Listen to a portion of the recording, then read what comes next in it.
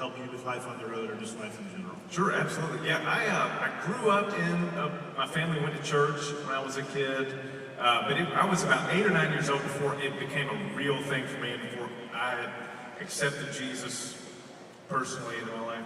And it's a cool story, and it's cool that we're in Gwinnett as I'm talking about this because my uncle, who is a pastor now, and lives up the road in like Decula or something, not very far from here. Yeah, a few people from Decula. And he used to be, like, he was on drugs and like this whole thing when I was a little kid, you know, I was always it was the uncle that I was kind of scared to go to his house, you know, that kind of deal. But then he had this dramatic salvation experience, like you read about it in the book of Acts, where there's that jailer that gets saved, and he goes home and like his whole family gets saved. It was that same kind of story, and I was like kind of part of that, sort of the fallout of that. And so my uncle got saved in this dramatic fashion, and he's a pastor now, really cool thing. But I was playing video games at Thanksgiving with his son, who's in high school, who had just also become a Christian. And we were, playing video games. I think Frogger had just come out on Atari, so we're playing Frogger.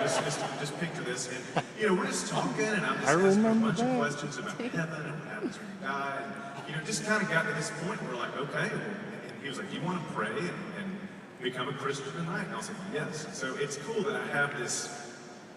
One, that I'm part of my uncle's salvation story. I love that. I love that I can talk about him. I can talk about this.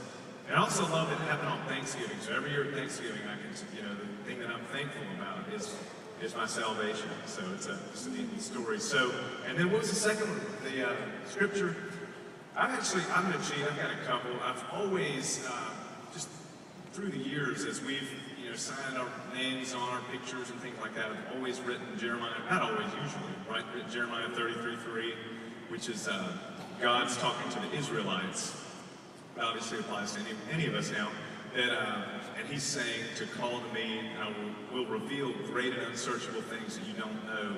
And I'm always reminded of that verse when I hit like a dead end in my life, or I get in a situation, I'm frustrated, and I don't know what to do.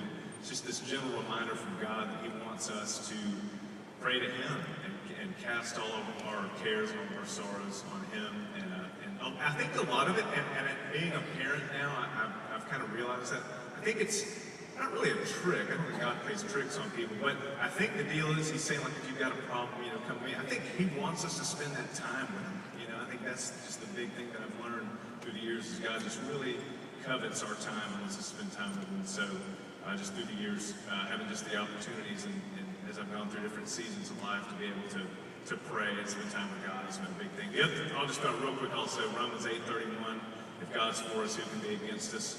Love that verse. I think a lot of us, I struggle sometimes with self-confidence, and I think a lot of us do. And just to know that if we have a God that believes in us, it's just such a great thought and just such an encouragement. So there you go. Awesome. Thank you, Mark. All right, I think we're